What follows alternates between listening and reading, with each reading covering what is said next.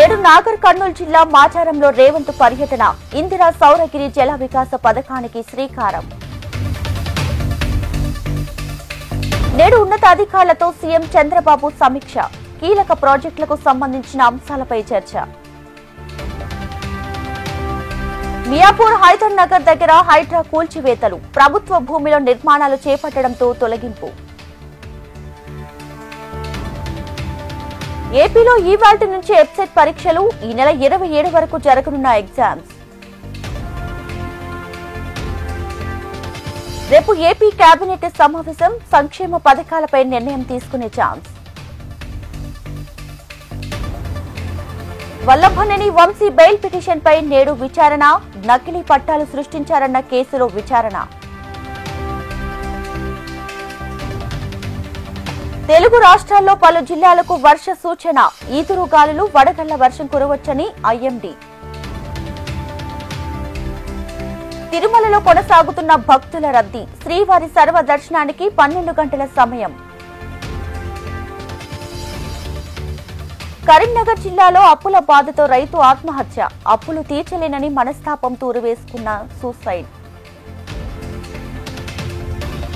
తెలుగు రాష్ట్రాల ఫిల్మ్ ఎగ్జిబిటర్ల కీలక నిర్ణయం, జూన్ 1 నుంచి తెలుగు రాష్ట్రాల్లో థియేటర్లు బంద్. స్వైటర్పై 10, ఫుల్ బాటిల్పై 40 రూపాయలు. తెలంగాణలో మద్యం ధరలు పెంపు.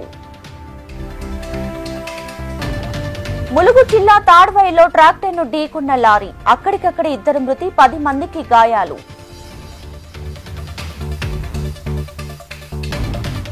యూపీలో పాక్ గూఢచారి అరెస్ట్, ఐఎస్ఐ కోసం పనిచేస్తున్నట్లు గుర్తించిన ఇంటెలిజెన్స్. జమ్మూ కాశ్మీర్ పోపియాన్లో 2 ఉగ్రవాదులు అరెస్ట్, 2 పిస్టళ్లు, 4 గ్రెనేడ్లు, ఆయుధాలు స్వాధీనం చేసుకున్న భద్రతా దళాలు. గుజరాత్లో భారీ ప్రాజెక్టులకు శ్రీకారం చుట్టిన షా, 1953 కోట్ల విలువైన 94 ప్రాజెక్టులకు శ్రీకారం.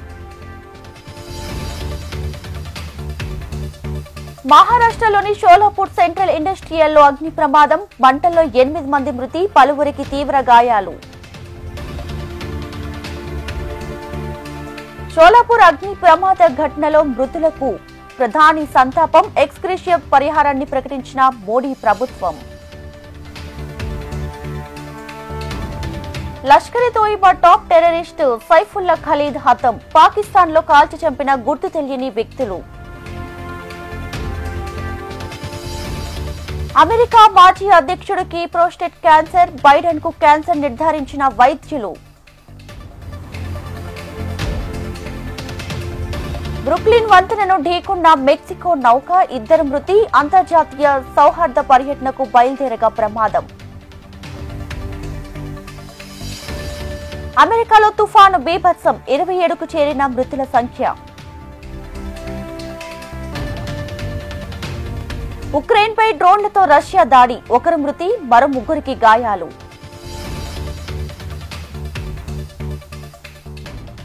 ఢిల్లీ ప్లేయర్ కేఎల్ రాహుల్ అరుదైన ఘనత, ఐపీఎల్లో 3 జట్ల తరపున సెంచరీ నమోదు చేసిన రాహుల్.